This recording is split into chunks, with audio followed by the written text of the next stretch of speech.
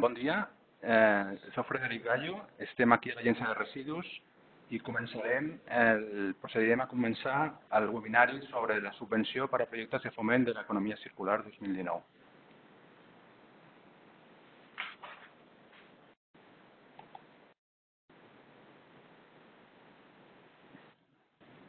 Al llarg del webinari, qualsevol pregunta que teniu la podeu fer per escrit. Ja ha escrit en el xat del Webex. Podeu escriure la pregunta i després, al final de la presentació, recopilarem totes les preguntes i donarem una resposta oral a les vostres preguntes. També, al final de la presentació, els que vulguin fer una pregunta oral, mitjançant el procediment del Webex, que és seleccionar la icona per aixecar la mà i anirem donant la paraula als participants d'un en un. Per tant, heu d'obrir el micro, la icona del micro per fer la pregunta, feu la pregunta i després tanqueu el micro i seleccionar la icona de baixar la mà. O sigui, tenim aquests dos procediments. Tant qualsevol pregunta que us acudeixi al llarg del webinari la podeu fer per escrit o bé espereu-vos al final i la fem al final.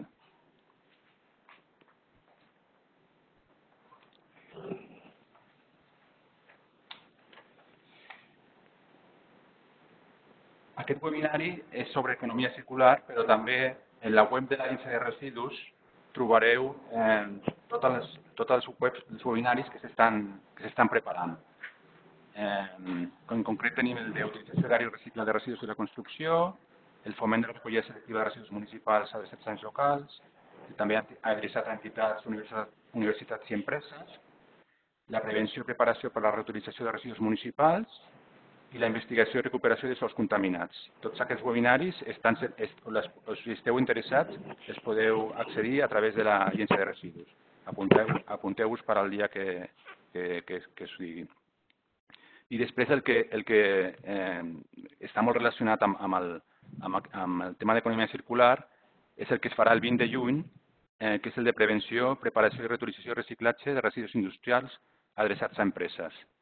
Aquest ja us podeu apuntar i l'horari serà de 11 a 12 del matí. Qualsevol d'aquests webinaris es grava i es penjarà també en la web de l'Agència de Residus i també crec que a YouTube.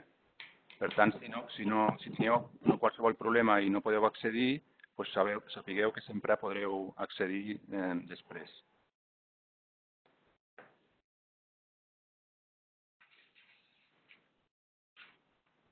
Bé, per qui no ens coneixeu, ens coneixi, l'Agència de Residus és una empresa pública adscrita al Departament de Territori i Sostenibilitat de la Generalitat que té competència sobre tots els residus que es generen o gestionen a Catalunya.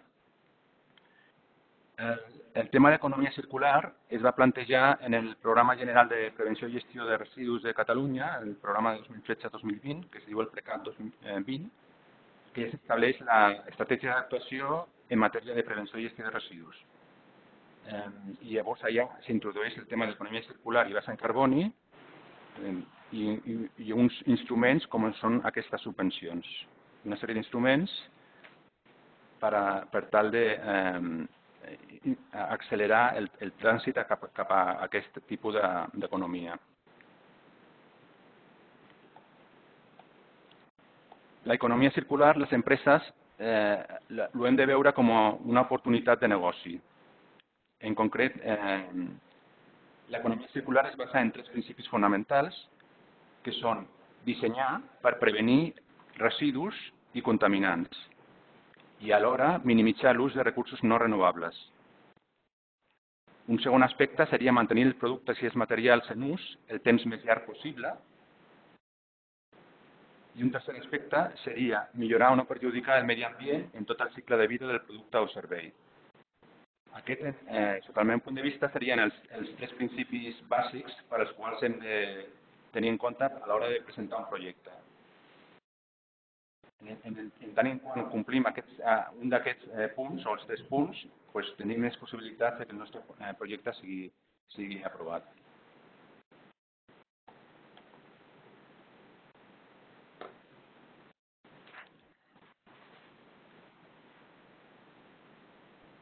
En l'Agència de Residus, actualment tenim obertes dues línies que incideixen directament en economia circular, que són aquesta, el foment de l'economia circular, que com veieu, aquest any, el 2019, es subvenciona un màxim de 40.000 euros per projecte.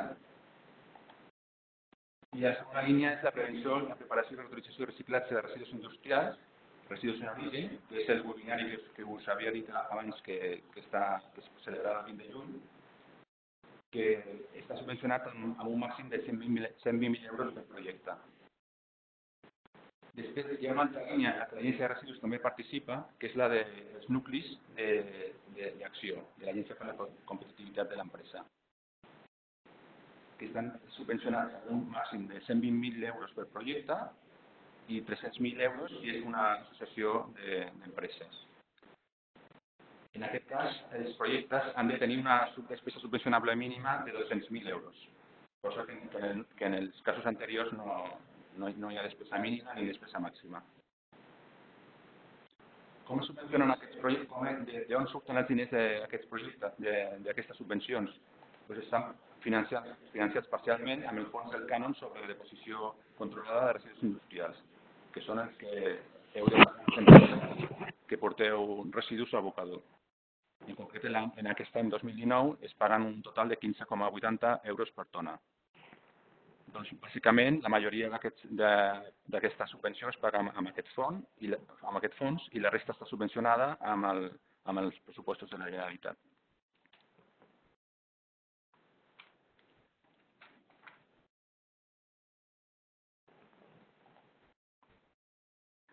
Bé, ja per començar amb la subvenció d'aquest any, del 2019, ja han sortit les bases, publicades les bases, que les podreu trobar en la web de l'Agència de Residus, en l'apartat de subvencions.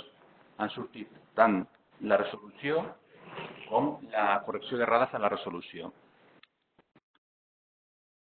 La convocatòria està encara pendent perquè hi ha hagut un problema amb la nova plataforma informàtica. Per tant, tot i que està preparada, està pendent de publicació. Jo us invito a que mitjançant l'e-tauler, si poseu en Google e-tauler i busqueu e-tauler Generalitat, podreu trobar la web d'anuncis de la Generalitat i si filtreu per l'Agència de Residus trobareu els últims anuncis, les últimes publicacions de l'agència. I aquí sortirà publicada la resolució de la convocatòria. En principi estarà disponible la setmana que ve. Tot i que si hi ha algun problema s'hauria de veure els terminis, com queden els terminis de la convocatòria. La dotació inicial amb la que surt la convocatòria és d'1 milió d'euros, tot i que en funció de la demanda pot ser ampliada. En concret, l'any passat, la del 2018, va sortir amb 800.000 euros d'inici i després va acabar amb 2,5 milions. La intensitat de l'ajut és del 75% per les pimes i 50% en el cas de no pime, amb un màxim de 40.000 euros per projecte per les classes A i B, el que després mirarem què significa, i 25.000 euros per la classe C. Un punt que també considero important de ressaltar és que la subcontractació pot arribar fins al 75% del pressupost del projecte. O sigui, l'empresa pot subcontractar a un tercer part del 75% de les actuacions. I en el cas d'autònoms o microempreses sense personal contractat, aquest límit s'amplia fins al 90%.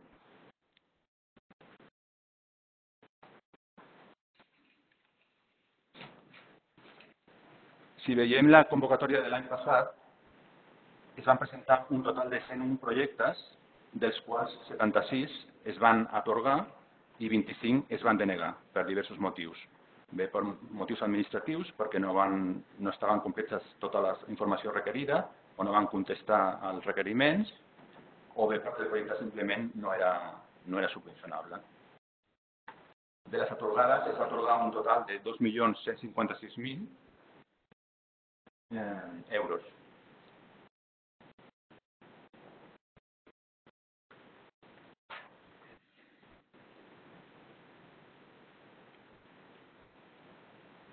El primer que hem de saber és qui es pot presentar, que és els beneficiaris. Aquesta subvenció està adreçada a empreses privades. És important això de l'adjectiu aquest de privat, perquè les empreses públiques no poden accedir a aquesta subvenció. Llavors, poden accedir tant empreses privades com agrupacions d'empreses. O sigui, hi ha un promotor i uns socis també interessats en aplicar aquesta subvenció. Després, per la classe C, que ja parlarem després, poden presentar-se associacions empresarials sempre que tinguin una entitat jurídica pròpia i també sindicats o fundacions sindicals. Per totes elles han de tenir almenys un establiment operatiu a Catalunya, que l'activitat principal del projecte es desenvolupi a Catalunya i que el projecte subvencionat, a més, reverteixi en l'establiment esmentat o en l'àmbit català. O sigui, no hi ha cap problema que una empresa d'àmbit espanyol es presenti sempre que tingui un establiment en Catalunya i que el projecte, l'activitat principal del projecte es desenvolupi a Catalunya. Com a empresa, entenem la definició de la Unió Europea, que és qualsevol activitat que es dediqui a vendre productes de serveis a un preu donat o en un mercat directe o determinat. Per tant, el que serien autònoms o microempreses o qualsevol altra forma d'empresa que practique l'activitat econòmica entraria dins de la definició d'empresa. El que sí que és important és que les classes A i B estan adreçades a empreses que fabriquin el producte o ofereixin el servei que es vol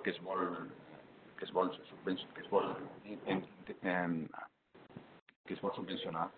Llavors, no podrien presentar-se en principi consultores o enginyeries que ajudin en aquest procés, però que no siguin elles les que implementin el procés. Això és una distinció important que s'ha de tenir en compte.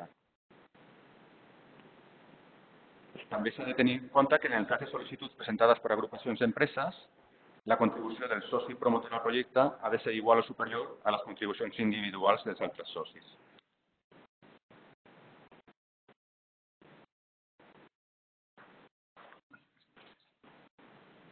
El calendari del projecte. Aquí, com a conseqüència de la problemàtica que hem tingut amb la resolució de convocatòria, el termini l'hem ampliat fins al 19 de juliol. O sigui, aquí en la presentació podeu veure 12 de juliol, però l'hem ampliat finalment al 19 de juliol.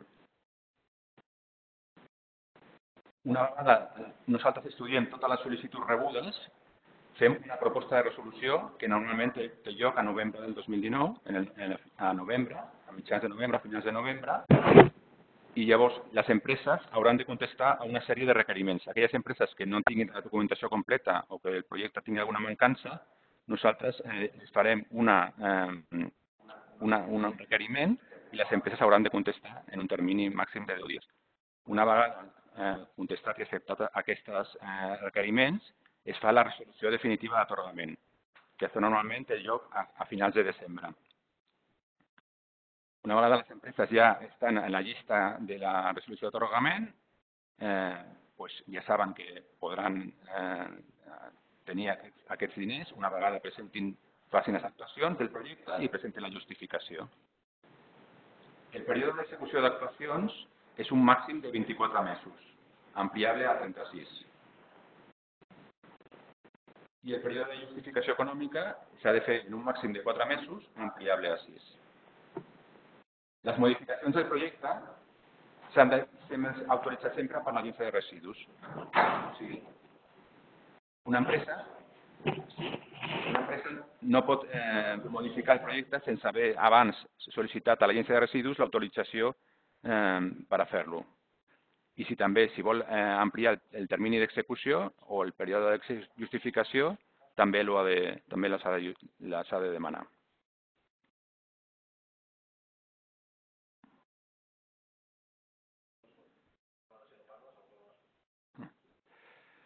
Com a punts importants per a recordar, la subcontractació de despesa. Qualsevol despesa subcontractada amb un import superior a 14.999,99 euros més IVA, s'han de demanar 3 ofertes prèvies a proveïdors. En el cas que no es trilli l'oferta més econòmica, cal redactar un petit document de justificació que caldrà aportar a l'auditor que faci la revisió econòmica de la subvenció. Per les modificacions del projecte o de partides s'han de sol·licitar prèviament a la seva execució. Això és el que he comentat abans. A més, la data límit per sol·licitar-les ha de ser 3 mesos abans del termini màxim d'execució de les actuacions, que serien 24 mesos. També les sol·licituds de pròrrogues, tant d'execució o de justificació, han de ser sempre per causes justificades no imputables a l'empresa i s'han de sol·licitar com a mínim 3 mesos abans que finalitzi el període. Un màxim de 12 mesos per l'execució, o sigui que serien 36 en total, i 2 mesos per la justificació, o sigui que serien 4 més 2, 6 en total. També és important que la despesa mínima realitzada i justificada ha de ser com a mínim el 50% de totes les despeses subvencionables incloses en el projecte presentat. És a dir, que si una empresa tenia un projecte amb un pressupost de 100.000 euros, si executa i justifica menys del 50%, no tindrà dret a la subvenció. I si executa més del 50%, tindrà dret a la subvenció. Òbviament, la subvenció es retallarà en funció del percentatge d'aquestes actuacions.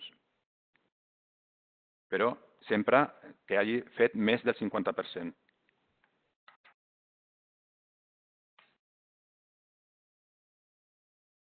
Les despeses elegibles serien tant el personal propi, els consumibles i materials, excepte matèries primeres per a fabricació en sèrie de productes, que serien en el cas de la classe A.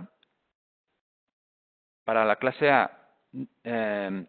la compra d'equips i sempre seria imputable el cost d'amortització en el termini d'execució del projecte. Les analítiques i assajos, les activitats de consultoria, enginyeria i altres serveis necessaris, les accions de comunicació amb un límit del 10% de l'import atorgat per a classe A i B i sense límit en classe C. Per cert, que ara veig que m'he descuidat de la definició de classes A, B i C, ara ho faré. La revisió del compte justificació, les accions de comunicació amb un límit del 10% de l'import atorgat per a classes A i B i sense límit en classe C. La revisió del compte justificatiu per auditor amb un límit de 1.000 euros i també les despeses indirectes amb un 5% com a màxim. Despeses indirectes sense justificació.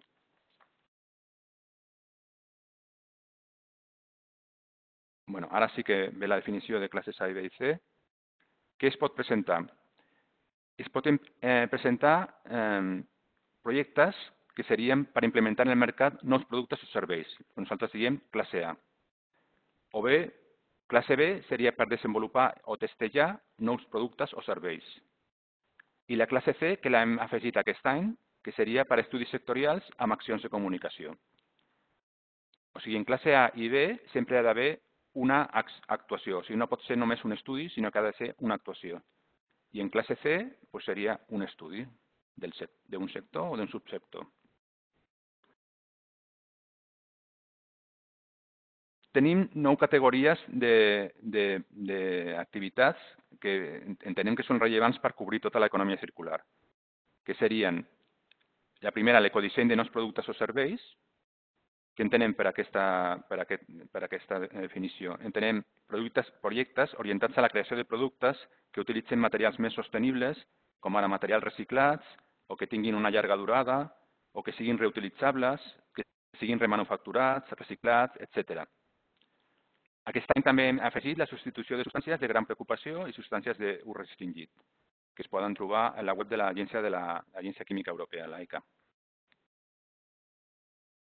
Una altra categoria serien nous models de negoci, com ara la servitització, o sigui, oferir serveis en lloc de productes. Una altra categoria seria la reutilització i reparació de productes. Una altra categoria, els sistemes de retorn de productes usats, el que s'entén com a take-back schemes, o sigui, retornar els productes usats per tal de reutilitzar-los, remanufacturar-los o reciclar els productes.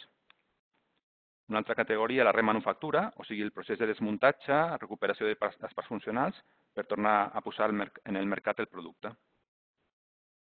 Després, la simbiosi industrial, que l'entenem com una estratègia empresarial per connectar diverses indústries i entitats dins d'un mateix territori en una xarxa on es busquin i es posin en marxa solucions innovadores per tal de reduir costos i augmentar beneficis, tot aprofitant sinergies entre empreses, maximitzant l'ús de recursos.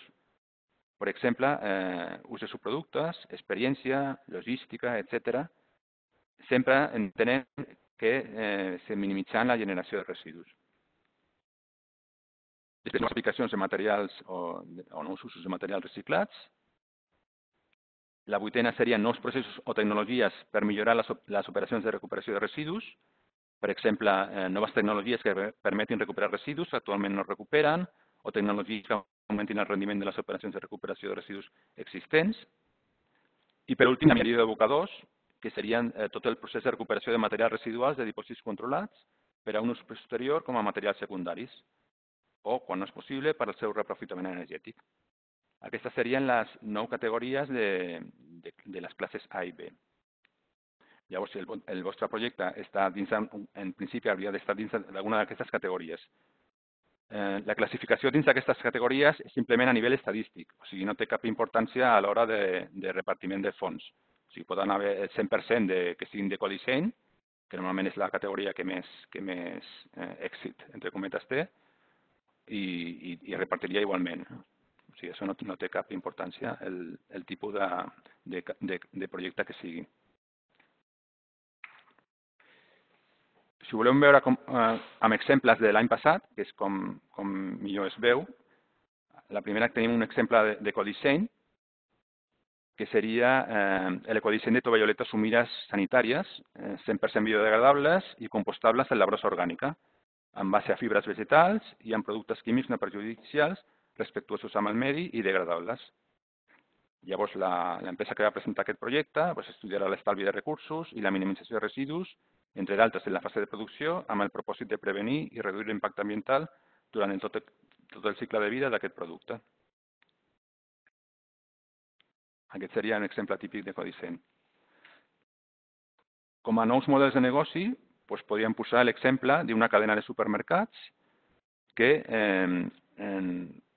farà tot l'estudi dels seus residus orgànics, començant per als empleats dels seus supermercats en la correcta separació dels residus orgànics, el transport del material orgànic al centre de producció, utilitzant logística inversa, la tria de material que pugui ser utilitzable a la cuina i el no aprofitable per compostatge, la trituració i compostatge en les mateixes instal·lacions centrals d'aquesta companyia, també mitjançant terrenys que l'empresa té a prop de la central, faran la viabilitat d'aplicació del compost generat en el seu hort. En un hort, a més, que serà de cultiu ecològic. I la contractació de personal amb risc d'inserció sociolaboral per al conreu d'aquest hort. I, per últim, la incorporació dels productes d'aquest hort als supermercats o bé a l'oferta que es preparin allà en les cuines per a vendre en els supermercats. Amb això tancaria tot el cicle de vida dels residus orgànics de la cadena.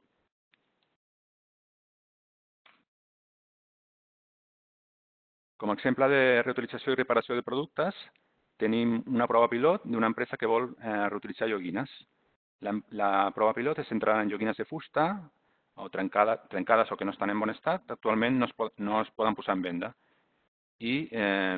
O bé ni es donen entitats socials o bé i que finalment acaben al rebuig. Doncs bé, en aquest projecte, mitjançant la reparació i preparació per a la reutilització, en un procés creatiu i upcycling, les joguines recollides es posaran a la venda en un circuit de segona mà generalista com a joguines de qualitat i valor afegit reconeguts. Amb aquest projecte es pretén també incrementar la recollida selectiva de joguines a la xarxa de deixalleries i punts verds, com a efecte col·lateral. Com a exemple de Take-Back Schemes, hem seleccionat aquest sobre mostrelladors d'hidrogeologia, que són, en l'argot del gremi es diu bailers, que seria l'avaluació de la viabilitat tècnica i econòmica del servei de retorn d'aquests mostrejadors.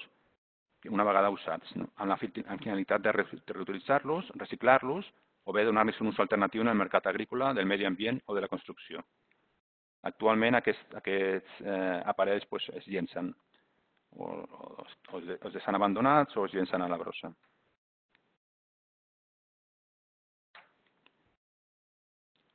Com a exemples de remanufactura i també de simbiosi, per fer dos en uno, hem agafat un projecte de 4 empreses ballestadores de vehicles fora d'ús que faran la recerca de les tècniques i tecnologies existents de remanufactura que s'estan aplicant, l'anàlisi del grau de coneixement d'aquestes en els centres autoritzats de tractament de vehicles fora d'ús, els CATs, l'anàlisi de mercat per a conèixer quines peces dels vehicles fora d'ús poden ser reintroduïdes en el mercat, un test de tecnologies per veure la seva eficàcia i, finalment, un document per transferir a tot el sector de vehicles fora d'ús.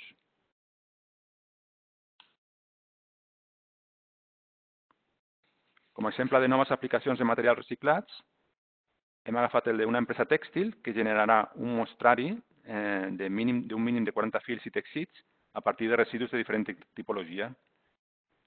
I en el projecte se seleccionaran d'aquests 40 3 mostres per fer una primera producció industrial. Com a exemple de nous processos o tecnologies que milloren la valorització de residus, hem agafat el d'un col·legi que es dedica al tema de la construcció, un col·legi professional, vull dir, que implementarà un nou servei per crear, impulsar i difondre un punt de trobada entre usuaris per a la reutilització de productes de la construcció presents en edificis a rehabilitar mitjançant un portal web i una app, i també amb difusió entre tots els seus associats.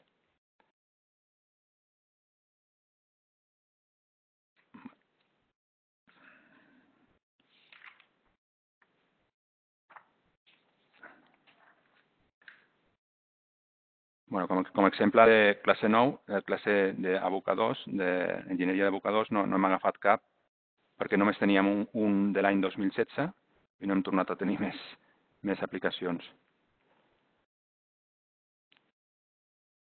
Els criteris de valoració de les classes A i B, una vegada nosaltres rebem les vostres sol·licituds i estan acceptades, llavors, com es puntuen les sol·licituds? Es donen un total de 100 punts, dels quals com a mínim s'ha de treure 50 punts globalment i en l'aspecte de rellevància ambiental del projecte s'ha de treure un mínim del 50% de la nota, que serien 20 punts. Llavors, aquí teniu, en aquesta diapositiva, teniu tots els desglòs, rellevància ambiental 40, qualitat tècnica del projecte 15, aspectes econòmics i socials 15, cadena de valor del projecte 5, innovació 12, replicabilitat potencial 7 i certificacions mediambientals 6. Del tema de la rellevància ambiental, és la següent diapositiva, perquè és la més important. Òbviament és la més important, la que té més pes i valor en la nota i la que heu d'anar molt al compte per puntuar màxim.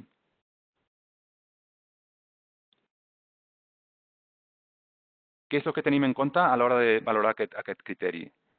Tenim en compte la quantitat de productes o residus objecte del projecte, o bé la quantitat de residus evitats a Catalunya, o bé la quantitat de residus que perden la condició de perillosos segons el catàleg de residus de Catalunya, o bé la quantitat de productes que deixen d'incorporar substàncies extremadament preocupants, substàncies candidates o substàncies restringides del reglament REACH, o bé la quantitat de residus desviats d'abocador o incineració, o bé la valoració de la petjada de carboni del nou producte o servei respecte al que es vol substituir, o bé l'estalvi de matèries primeres verges, o bé el nivell d'upcycling de la solució proposada. Tot això tenint en compte sempre l'aplicació de la jerarquia de gestió de residus, és a dir, en primer lloc la prevenció, en segon lloc el reaprofitament, la preparació per a la reutilització, la reparació, en tercer lloc el reciclatge i en últim lloc la valorització energètica. Doncs un projecte que no ha de tenir necessàriament tots aquests punts, ni molt menys, sinó que sigui molt potent, molt fort, que tingui molt significat des d'un punt de vista ambiental i de residus, tindrà la màxima puntuació. en aquest apartat. Per contra, els projectes que siguin molt febles en algun o en tots aquests punts doncs tindran la mínima puntuació. I corren el risc de que si estan per sota de 20 punts doncs quedin fora ja directament, automàticament de la llista de projectes subvencionables.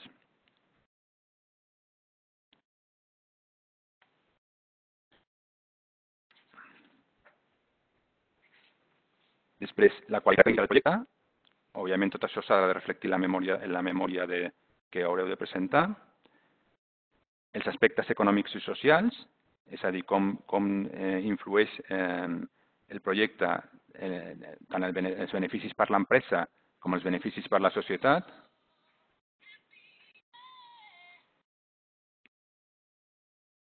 La cadena de valor del projecte, que seria la involucració en el projecte de les diferents entitats implicades en el cicle de vida del producte o servei, per exemple, el fabricant del producte, els proveïdors de materials, les empreses de reparació, recicladors, usuaris de les matèries noves reciclades, etc. La reciclabilitat potencial del projecte, que seria la viabilitat d'implantació en el mercat i la difusió del projecte de replicabilitat potencial en altres empreses o sectors de Catalunya. I, per últim, les certificacions mediambientals. Aquelles empreses que disposen de certificació EMAS, el Sistema Comunitari de Gestió i Auditoria Mediambiental, disposaran de 3 punts, i aquelles empreses que estiguin associades a programes d'acords voluntaris per a reducció d'emissions de gasos d'efecte hivernacle de l'Oficina Catalana de Canvi Climàtic o altres acords assimilables, doncs tindrien altres 3 punts.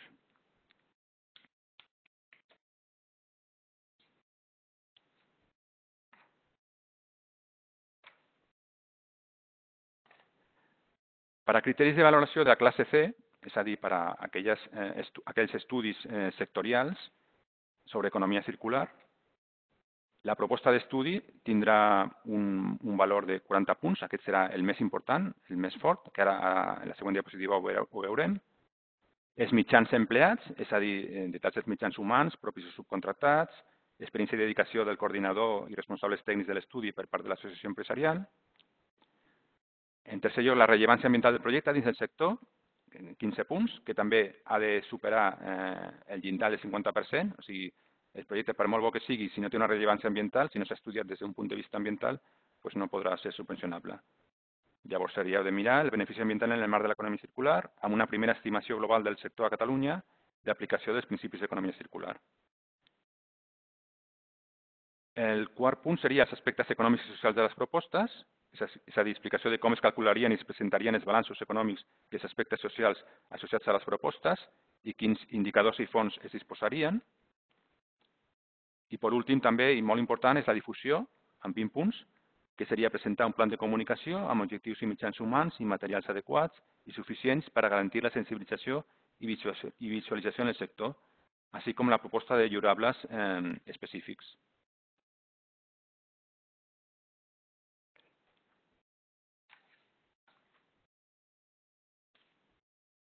La valoració de la proposta d'estudi seria, d'aquests 40 punts, seria la profunditat i abast de l'anàlisi que es pretén efectuar en el sector, amb l'interès de l'empresa del sector a participar, amb cartes d'interès, si n'hi ha, recull d'iniciatives d'economia circular pertinents al sector existent en el mercat, l'aplicació de les quals estudiarà la diagnosi específica del sector, i, per últim, altres propostes, idees o iniciatives que es pretengui desenvolupar en l'estudi per impulsar l'economia circular en el sector.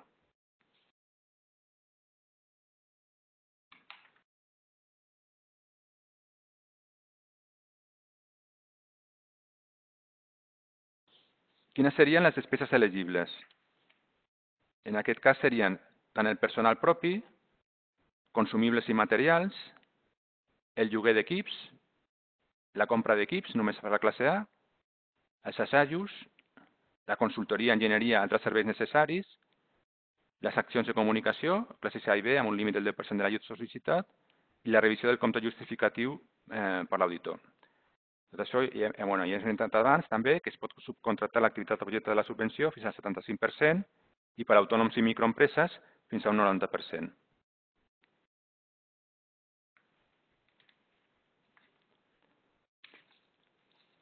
I ara arribem al tema de la tramitació, que a diferència de la subvenció del 2016 és tot online, o sigui, no es pot fer per paper, ni presencialment, ni per correu electrònic, s'ha de fer a través d'una d'aquestes dues vies, que seria accedint a través de l'Agència de Residus, en l'apartat de subvencions, o bé anar directament a l'oficina virtual de tràmits, que és tràmitsgencat.cat, que ara entrarem en aquesta web per veure com es faria. És important, respecte a altres anys, que el canal Empresa ja no està disponible, perquè aquest any hi haurà una nova plataforma informàtica i, per tant, el canal Empresa ja no seria un mètode per accedir. És molt important perquè hem tingut molts problemes en anys anteriors que la persona que signi aquests papers digitalment ha de ser una persona, el segell ha de ser una persona jurídica amb representació legal de l'empresa. Aquest certificat s'aconsegueix a les cambres de comerç. Ho diem perquè nosaltres no podem facilitar aquest certificat i si n'hi ha problemes nosaltres no podem fer res perquè és un tema que no depèn de nosaltres. Per tant, és molt important, i això ho subratllo moltes vegades, que la persona o persones que omplin aquests papers tinguin el certificat de persona jurídica amb representant legal. I ara, si no hi ha problemes, intentaré accedir a l'oficina virtual de tràmits.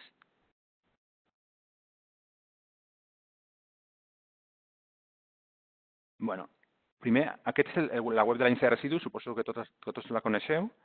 Si no sabeu trobar-la, poseu en Google Agència de Residus de Catalunya i us sortirà directament ja aquest enllaç. I aquí veieu en l'apartat de subvencions, en concret hi ha diverses categories. Ens podem anar a la convocatòria del 2019, subvencions adreçades per veure el que hi ha, subvencions adreçades a entitats sense ànim de lucres, universitats i empreses, que en concret la nostra està només adreçada a empreses, evidentment, però és foment de l'economia circular, convocatòria any 19. En aquest cas, com la resolució de la convocatòria no està encara publicada, només trobarem la resolució, la correcció d'errades i després dos manuals d'ajut a la tramitació, que serien les preguntes més freqüents de la subvenció i la guia de suport al procés de la sol·licitud de subvencions. Tot això està disponible a la web de l'Agència de Residus. En el moment en què la convocatòria es publiqui oficialment, doncs ja podrem accedir a l'apartat de tramitacions dins de l'Agència de Residus. Si anem via l'oficina virtual de tràmits, el més senzill és buscar per Google tràmitsgencat.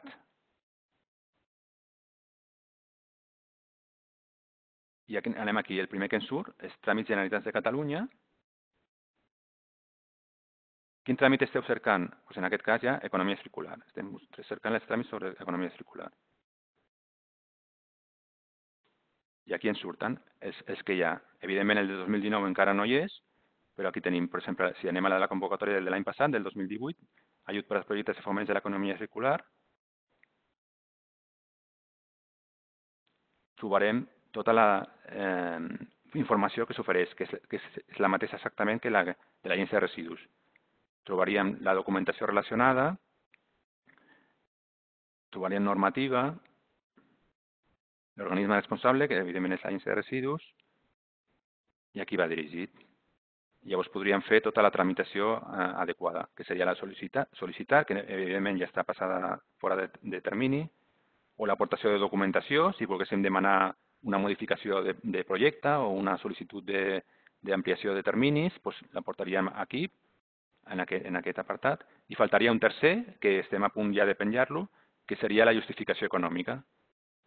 Llavors, això aniríem directament a l'apartat de justificació. Per exemple, tot i que està fora de termini, perquè veieu, per als que no hàgiu fet el tràmit, aniríem terminis, aquí per internet, sol·licitar, BESI, i ja podríem descarregar el formulari, tot i que evidentment ja no es pot perquè ja està fora de termini, l'emprenaríem validar i deixar i enviaríem a tramitar. Una vegada enviat a tramitar, evidentment rebríem una confirmació conforme s'ha enviat correctament, sense cap problema, i també se'ns obriria una carpeta en l'apartat de la nostra empresa, en la qual tindríem l'estat de la tramitació de qualsevol notícia o qualsevol variació que hi hagi sobre el nostre expedient, l'hauríem d'anar a buscar aquí, en aquesta carpeta, que se'ns hagi obert a l'hora d'haver enviat la tramitació d'aquesta sol·licitud. Bueno, i ara tornem a la...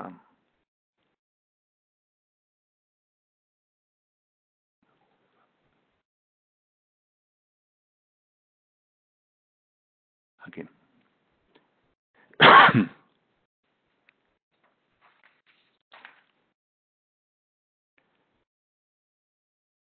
Aquí hem fet una fitxa, una taula de resum sobre tota la documentació a presentar, que cal presentar per la sol·licitud, que seria, òbviament, el formulari de sol·licitud que ha d'anar assignat pel promotor, és un model normalitzat, que és el que es descarrega en la web que hem vist abans.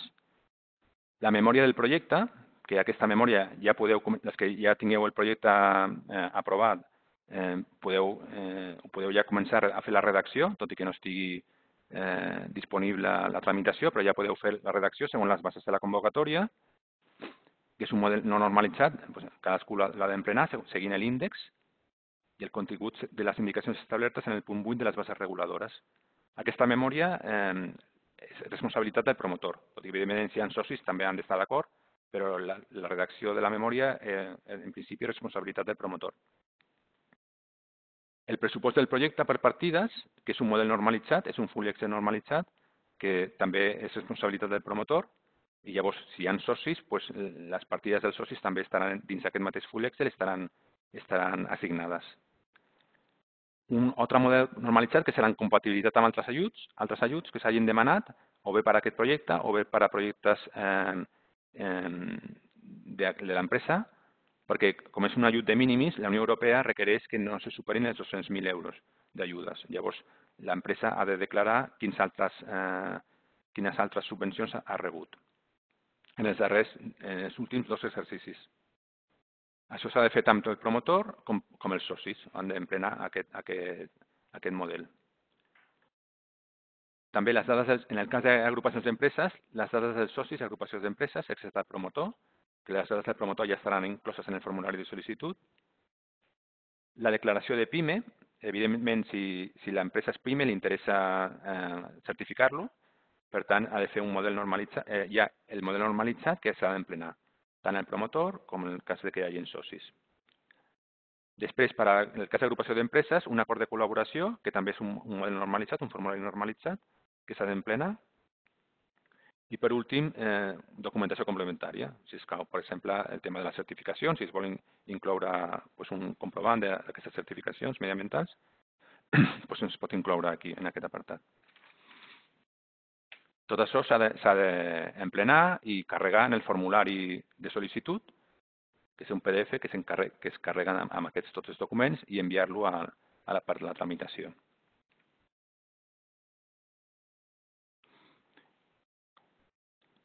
Una vegada nosaltres estudiem tota aquesta documentació que ens envieu, que ens envien les empreses, fem una mena de petit examen que es compleixi tot el que estigui tot correcte. Llavors, si veiem l'any 2018, l'any passat, vam fer una sèrie de requeriments a les empreses que tenien alguna mancança en aquesta informació que ens havien enviat i aquí l'hem resumit en aquesta taula. Per exemple, les dades identificatives de l'empresa, d'aquestes 100 projectes que es van presentar, 12 ho tenien malament i vam haver de fer 12 requeriments. Si la classe categoria de projecte no està correcta, també fem un requeriment, serien en aquest cas 2 només. Informació general de projecte, mancances de la informació general, 21 requeriments. En el formulari de PIMEs, 41, no? Dic sempre mentida, però hi ha 41 mancances en el cas de PIME. Del pressupost Excel, 4 només. Incoherències en el pressupost, 45. I mancances sobre altres ajuts rebuts, 16. Mancances en la memòria tècnica, 7. Mancances en l'acord de col·laboració, 2. Sobre les dades dels socis, 5. Estudis de viabilitat de classe B, 3. Després, diagrama gràfic, 6 requeriments. Sobre el pla de treball, 15. Del cronograma, 1 només. De benefici ambiental, 9 requeriments. De la cadena de valor, 1 requeriment. Benefici econòmic i social, 3. I altres, 57. Aquí aquesta taula perquè tingueu una idea dels requeriments, quina mena de requeriments fem. Intentar, sobretot en el tema de dades identificatives, de PIME, informació general del projecte, doncs que no hàgim de fer un requeriment i hagueu de contestar en un termini, etc. I amb el risc de perdre l'ajut. Bueno, una vegada que hem saltat ja totes aquestes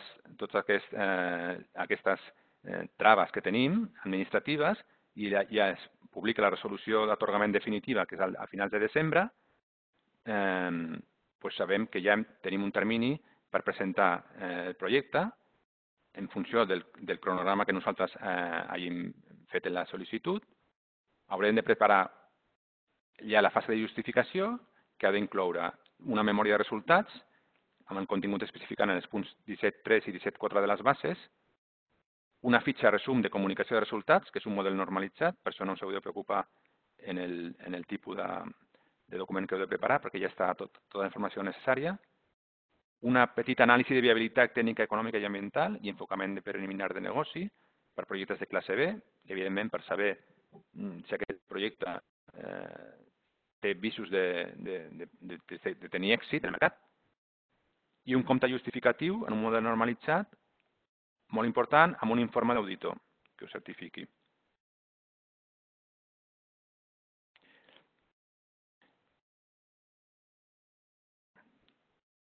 Sí, en el compte justificatiu s'ha d'incloure la relació classificada de despeses amb identificació del creditor, el número de factura, l'import, la data d'emissió i la data de pagament. La memòria tècnica per a projectes de classe A i B ha d'explicar el compliment de l'actuació subvencionada, amb la indicació de les actuacions realitzades, dels resultats obtinguts i de la previsió de continuïtat del projecte en els propers 3 anys. I per a projectes de classe C, la memòria ha de detallar les possibles actuacions d'economia circular susceptibles de ser aplicades en el sector, així com un seguit d'indicadors quantitatius, etc. La memòria ha d'incloure també les actuacions de comunicació realitzades i els seus resultats. Tot això ho podeu trobar a les bases de la subvenció. I ja estem acabant. Més informació, ja us he, us he comentat abans que hi ha 2 documents disponibles en la web, en l'apartat de subvencions d'economia circular, que són la guia de suport al procés de sol·licituds i les preguntes més freqüents. Són uns documents bastant amplis que recullen tota aquesta informació i més de la que hem dit. Sí, és important que actualitzarem la data del 19 de juliol, l'actualitzarem, perquè aquí està sortint la de 12 de juliol. Per tant, us recordo, per als que no s'heu connectat abans, que hem ampliat el termini de presentació de sol·licituds fins al 19 de juliol. Si no trobeu resposta ni en el webinari ni en aquestes guies, sempre podeu trucar al telèfon d'atenció especialitzada de l'ARC, en principi és per a preguntes bastant genèriques, i després, si no se'n sortiu, doncs podeu escriure un mail bé a la Míriam González, que serà la nova responsable de l'economia circular. Aquí teniu el seu mail, o bé a mi mateix, que estaré disponible un curt temps més. Us agrairíem, això sí, que les consultes fossin per correu electrònic, ja que si ens truqueu per telèfons ens aturareu ràpidament. I ja finalment, estem a la vostra disposició per respondre a aquestes preguntes, tant les que hàgiu fet per escrit al llarg del webinari com els que vulgueu fer oralment ara. Per això us recordo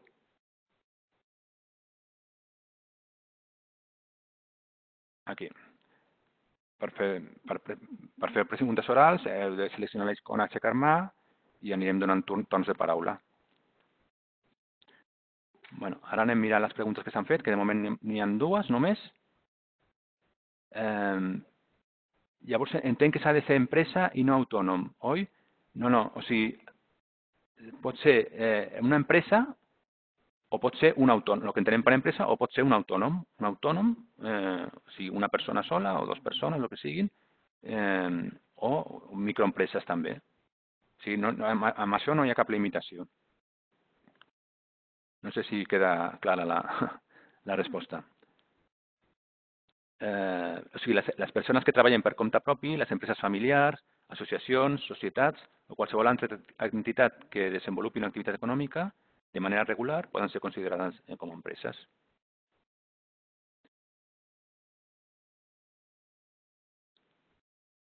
Llavors, a veure, un moment, sisplau. Estan entrant preguntes que no surten aquí. Bueno.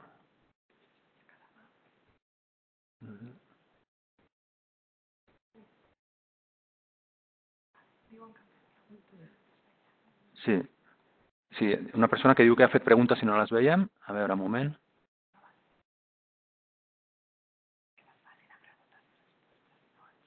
Sí, sisplau, feu-les a l'apartat de preguntes i respostes i no al xat, perquè si no, no surt bé. Si podeu fer les preguntes en l'apartat de preguntes i respostes. Llavors, us passareu la presentació? Sí, o sigui, la presentació estarà disponible, es gravarà, o sigui, s'ha gravat i per tant la posarem íntegrament com he dit abans, en la web de l'Agència de Residus, en l'apartat de subvencions i també en YouTube. Crec que en YouTube també es penjarà. O sigui, les podeu buscar com a Subvenció Economia Circular Agència de Residus i ja sortiria. I el PowerPoint també estarà disponible. A veure, en la proposta cal classificar-la en alguna de les categories? Si ens equivoquem, pot ser motiu d'exclusió?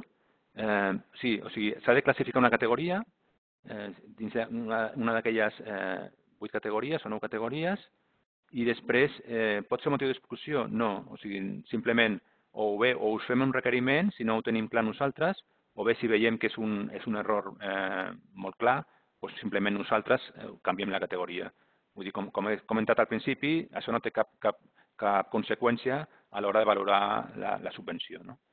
Simplement és efectes estadístics. A veure, una altra pregunta. No veig. En el PowerPoint ha sortit que la data límit de presentar les propostes era el 12 de juliol, però creiem que Frederic ha comentat que seria el 19. Sí, correcte. Serà el 19 de juliol, finalment, degut a tots els problemes que hi ha hagut amb l'ordre de convocatòria.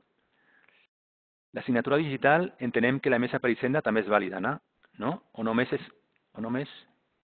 és vàlida la de la Cambra de Comerç. En principi, si la signatura digital, nosaltres la informació que tenim és que seria de la Cambra de Comerç. Això ho hauríeu de certificar amb la Cambra de Comerç si és així. Perquè el que és important és que aquesta signatura digital, o sigui, no pot ser qualsevol signatura digital, sinó que s'ha de ser una signatura digital amb una persona autoritzada amb poders jurídics per l'empresa. Perquè a l'hora de vosaltres signeu la sol·licitud, el que fa l'aplicació es comprova si aquesta signatura té poders. Perquè si no té poders, evidentment no és vàlida la sol·licitud i la sol·licitud quedaria descartada. O sigui, ha de ser una persona que tingui poders de l'empresa per aquest tipus d'actuacions.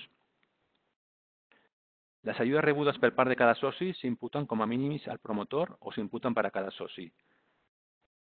En principi, les ajudes rebudes, o sigui, l'Agència de Residus pagarà, si per exemple hi ha 40.000 euros i hi ha dues empreses, 20.000 i 20.000, doncs pagarà 20.000 a l'empresa promotora i 20.000 al soci. I llavors, si aquesta empresa, si l'empresa promotora vol comptabilitzar, o sigui, ha de comptabilitzar perquè ha demanat altres projectes com a mínims, doncs tindrà 20.000 euros que haurà de comptabilitzar com a mínims. Tot i que el projecte s'hagi subvencionat amb 40.000, però l'empresa només ha rebut 20.000 d'aquests 40.000. O sigui, el que s'hagi imputat als socis no té que declarar-lo, o sí, ho pot declarar, però només fent aquesta apreciació de que només s'ha rebut la meitat o el que sigui. No? Per a actuacions ja iniciades, es podria considerar subvencionable activitats concretes que no estaven previstes en l'actuació, per exemple, ampliació de línies, nous estudis. A veure, actuacions ja iniciades. En principi, l'actuació, això és algo que no he esmentat, però ho esmento ara. Les actuacions, en el moment que es fa la sol·licitud, ja es pot començar a facturar. O sigui, sempre tenim el risc de que després no ens donin la subvenció. Però si nosaltres volem que aquesta despesa sigui subvencionable, ha de ser en data posterior a la data de presentació de la sol·licitud. Tot el que sigui anterior, despeses anteriors a la data de sol·licitud, no són subvencionables, queden fora.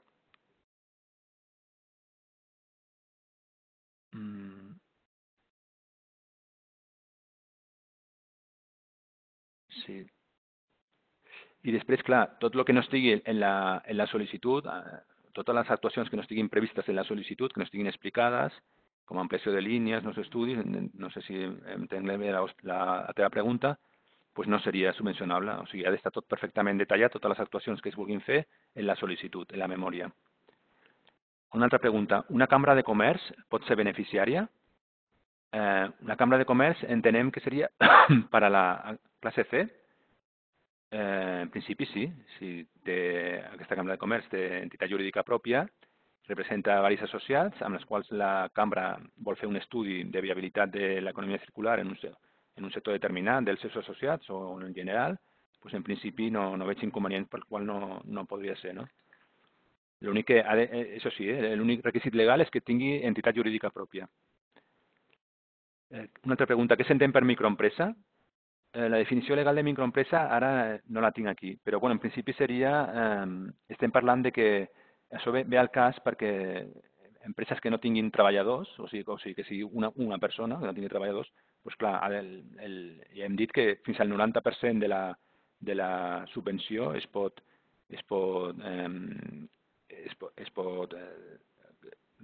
portar amb tercers, no? amb terceres empreses.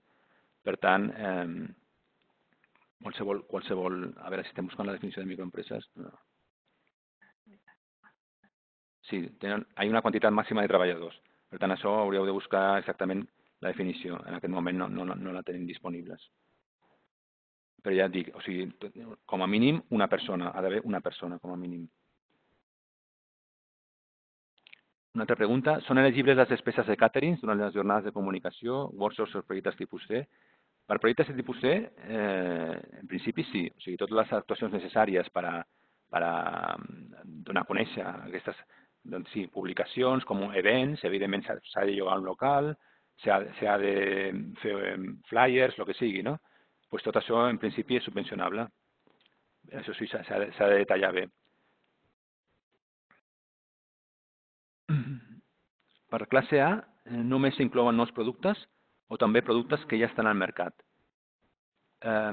Sí, o sigui, això té a veure amb un dels punts que hem esmentat, que és la novetat.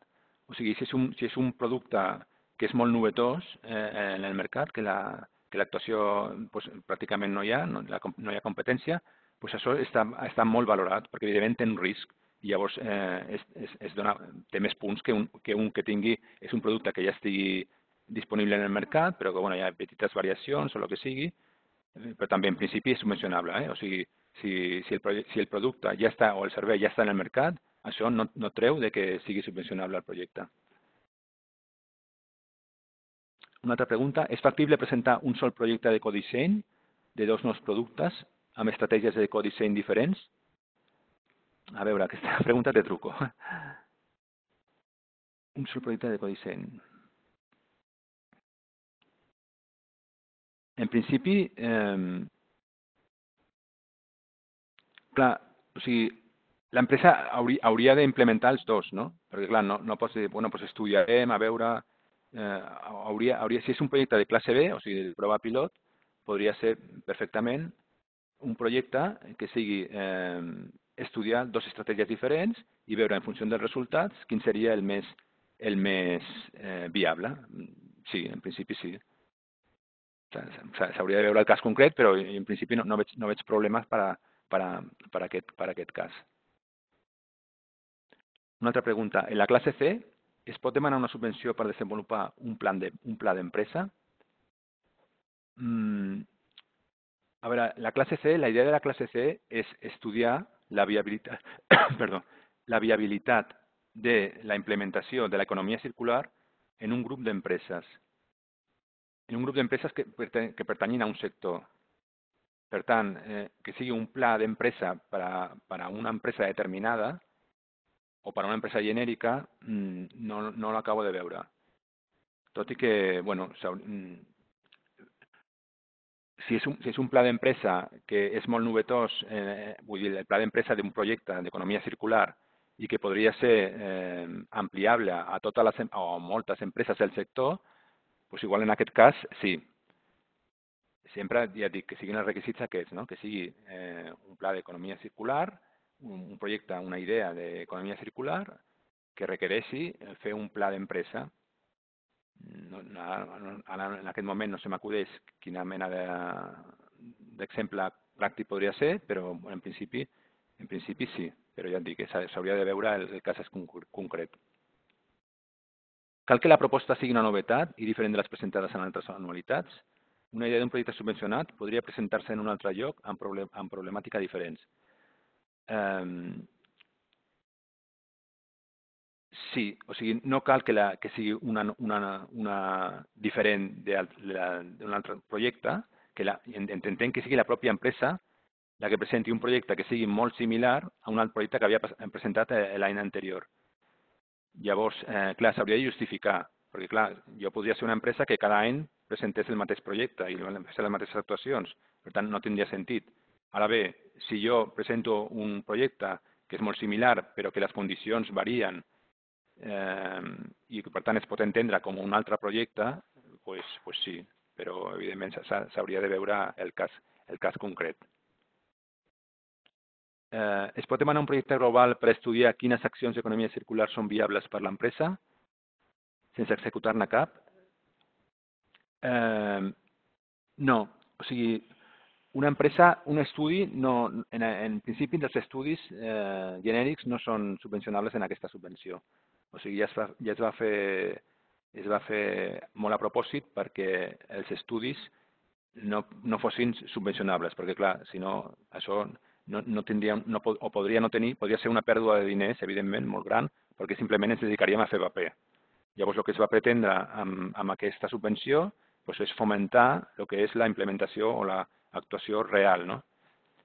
Evidentment, els estudis és una eina necessària, prèvia en molts casos, i per això hem aplicat aquest any, hem introduït aquest any la categoria C. Però sempre i quan siguin fetes per una associació, per una agrupació empresarial que tingui entitat jurídica pròpia. No pot ser una empresa particular, privada, que presenti un cas d'actuació. Si bé podria, si està associada dins d'un gremi o està en una càmera de comerç o el que sigui, s'hi podria proposar que es fes aquesta actuació, no? Si està interessada. Sí. Igual que en una pregunta, diu, cal que la proposta sigui novetat i respectabilitats. Una idea d'un projecte subvencionat podria presentar-se en un altre lloc amb problemàtiques diferents, més empreses diferents? Per empreses diferents? Si és que estem en el mateix, o sigui, sense conèixer el projecte en concret, clar, és que ens posem en el cas de que una empresa cada any presenta el mateix projecte. I tot i que l'empresa, en comptes de ser per l'empresa A, és per l'empresa B. Clar, entenc que la pregunta és aquesta, no? Llavors, en principi, s'hauria de veure, però bueno, sí, clar, si és una actuació, si entenem que l'empresa A ha fet un projecte, això no treu que l'empresa B també vulgui implementar un projecte molt similar, no?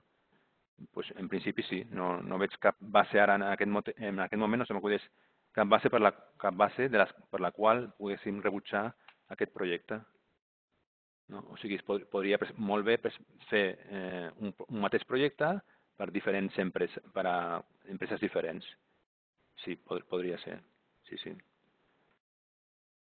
Després una altra nova pregunta. Diu, és millor presentar el projecte abans del termini per si s'han de fer correccions o això ja es contempla després? A veure, el que és important, bueno, primer és presentar el projecte. Després, com aquest any hi ha una plataforma nova informàtica, és molt recomanable, això l'any passat també ho dèiem, però aquest any més, és molt recomanable no esperar-se els últims dies per presentar el projecte, perquè bueno, en una plataforma informàtica nova ja sabeu que sempre hi ha problemes. Després, evidentment, si veieu que no arribeu, sempre podeu posar l'essencial, que l'essencial pues, seria l'important de la memòria, el pressupost o les dades, però si hi ha petites o diferents mancances, nosaltres les podríem requerir a posteriori.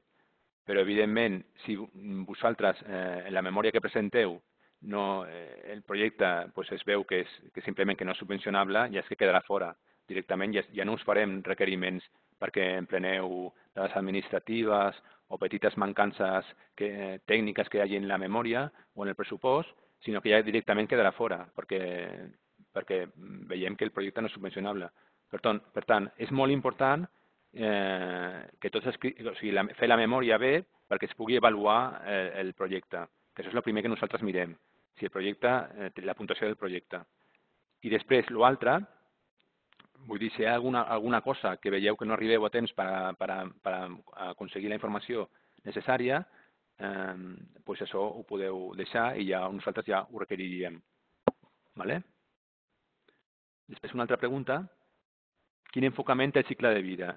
Quina base de tenir? Bueno, el cicle de vida, això és un dels punts de la memòria, és per saber si el projecte, realment l'impacte ambiental que té el projecte en tot el cicle de vida. Perquè, evidentment, pot ser a veure, no us estem demanant que feu un anàlisi formal d'anàlisi de cicle de vida, sinó que vosaltres mateixos, o bueno, si voleu també contractar una consultora que us faci aquest estudi també, però vull dir, no és necessari. És veure l'impacte que tindria en principi el nou procés o servei en tot el cicle de vida, no? Des de la fase de disseny fins a la fase final de vida, en els clients, en els consumidors, en la logística, la distribució, el tema d'emissions de carboni, residus, bueno, pues fer una petita estudi que demostri o que suggereixi quin és l'impacte positiu, evidentment, en principi de tenir-lo, en tot el cicle de vida del projecte. Una cosa també que aprofito ara per dir és que, sisplau, la memòria us limiteu bastant en l'extensió, no? O sigui, nosaltres no farem un estudi acadèmic de lo que ens poseu, sinó simplement fem un estudi bàsicament tècnico-administratiu, no? O sigui, per tant, és important ser molt concís i si una cosa es pot dir en un paràgraf, no dir-la en dos. Hem suggerit que la memòria tingui unes 15 o 20 pàgines de tamany, no? O sigui, més en principi, a no ser que sigui un projecte molt especial, en principi seria molt raro, no? Llavors, us demanem que sigueu el més breus, concisos i anar al gra directament, sense entrar en disquisicions filosòfiques sobre economia circular o sobre el projecte, no? Que no vinguin al cas, o sigui, que s'apartin dels punts que nosaltres avaluem en aquest apartat. No? Una altra pregunta. Si la duració del projecte s'allarga més de l'estipulat en el cronograma, pot perdre la subvenció quan toqui fer la justificació del projecte passat els 24 mesos? A veure, en principi depèn, perquè clar, si vosaltres direu que jo en la sol·licitud que una cosa durarà 3 mesos i ha durat un any, doncs clar, aquí ha passat alguna cosa i a més no l'he comunicat, doncs en principi sí que perdríeu la subvenció.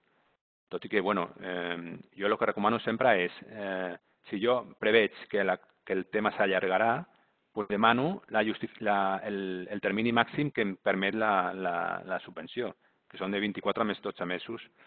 Si jo acabo abans, doncs perfecte, podré justificar abans.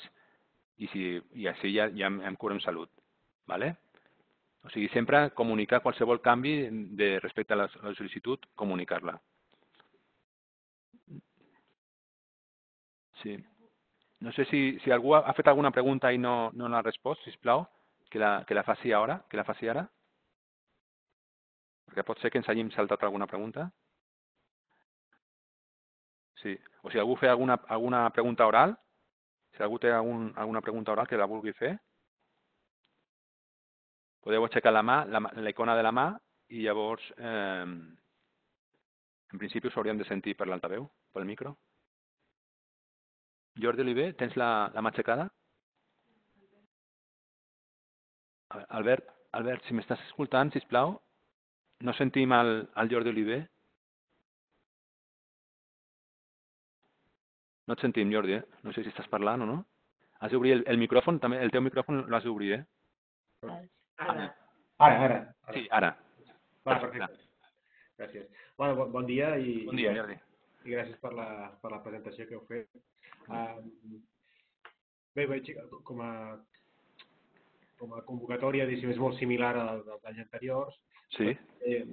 Veiem un canvi molt substancial i molt important en el termini de presentació, que sempre ha sigut de 2 mesos. Sí. I ara doncs, la convocatòria encara no ha sortit i, per tant, estàvem tots esperant la convocatòria, no? Sí. Estàvem esperant la convocatòria i avui ens comuniqueu que el termini acaba el 19 de juliol. El 19 de juliol, sí. Això vol dir un mes Sí. i no sé si hi hauria la possibilitat, ja que la convocatòria no està publicada, d'extendre aquest termini per fer-lo més similar als 2 mesos que heu dit anteriorment. I no ho dic per nosaltres només, ho dic perquè amb el procés de presa de decisions de les empreses, entre que s'adonen que hi ha una convocatòria oberta, que això s'eleva en el lloc de presa de decisions que toqui. Decideix quin és el projecte que... O sigui, en un mes, directament, hi haurà moltes empreses que no tenen la capacitat de reacció de presentar una proposta. Sí, totalment d'acord. De 2 mesos és viable. Un mes, directament perilla de que no hi hagi propostes suficients com per ni acabar el pressupost que tenim. Sí, totalment d'acord. Som conscients de que un mes és molt just i que, bueno, i a més s'afavoreix un tipus d'empresa respecte a una altra que no tenen tanta disponibilitat de mitjans per a fer aquesta tramitació. Però en aquest cas jo no he decidit, ha sigut instàncies superiors. M'imagino. Sí, jo us agrairia que si realment això suposa, igual no a vosaltres, però a altres empreses, que això els suposi un prejudici molt gran, inclús per no arribar a temps, això ho podeu elevar a la direcció de l'Agència de Residus, podeu enviar un mail o podeu intentar contactar amb el director pel cas que estigui al cas d'aquesta problemàtica, no? Perquè jo personalment soc molt conscient que això és un problema molt greu. També us he de dir que per nosaltres, per l'Agència de Residus, sempre ha sigut molt problemàtic també arribar a 31 de desembre amb la resolució feta, perquè si hi ha el perill que es perdin els diners, o sigui, nosaltres hem de posar els pocs mitjans que tenim humans, perquè, com sabeu, estem limitats, des de la crisi estem limitats per al tema de personal, estem molt limitats, i llavors, tenim els mitjans que tenim. I, per tant, aquest any s'ha mirat d'escurçar aquest termini, tot i que, això, com tu dius, té efectes col·laterals, que és perjudicar a moltes petites empreses que no tinguin els mitjans necessaris per a poder presentar aquesta sol·licitud en termini, no? Però ja us dic, si veieu que realment afecta i que no podeu arribar, doncs jo us convido a que via direcció a l'Agència de Residus presenteu la vostra queixa formal i a veure si es pot fer alguna cosa. El que sí que s'ha de fer ja quan abans, perquè una vegada ja es publica la convocatòria és molt difícil ja després tornar enrere, no? Correcte. Doncs gràcies, Frederic. Farem arribar l'observació a direcció. Molt bé. Aquest instrument és magnífic per a les empreses, sí. Però el termini d'un mes fa que sigui terrible per a les empreses també. Sí. Perfecte. Gràcies. Hi ha alguna pregunta més? Sí, una pregunta escrita. Diu, com a fundació o associació, ens podem presentar com a socis d'una empresa? Sí, cap problema. No hi ha cap problema en principi per a presentar-se com a fundació o associació com a soci. O com a líder, no hi ha cap problema. Pues No sé si hi ha alguna pregunta més, oral o escrita. No hi ha res. Bueno, pues us recordo, per als que no hi heu sentit, de que tota aquesta presentació estarà disponible, la penjarem en la web, tal qual, i també en YouTube. I també us recordo que hi ha 2 documents, la guia de suport a la tramitació i les FAQs, que hem intentat respondre pues, el més àmpliament possible a totes les preguntes que hem tingut durant altres anys. I amb això ja terminem la sessió. També recordar-vos que hi ha un altre webinari molt important amb una subvenció que és molt similar a la nostra, que és la de prevenció i preparació per reutilització i reciclatge de residus industrials per a empreses, que la diferència principal respecte a la nostra subvenció és que aquesta, la de prevenció, va adreçada a empreses que siguin productores d'un producte, que estiguin escrites a l'ADARI, la Declaració Anual de Residus Industrials, i, per tant, facin projectes per a reduir i minimitzar i prevenir els residus de la seva pròpia fabricació.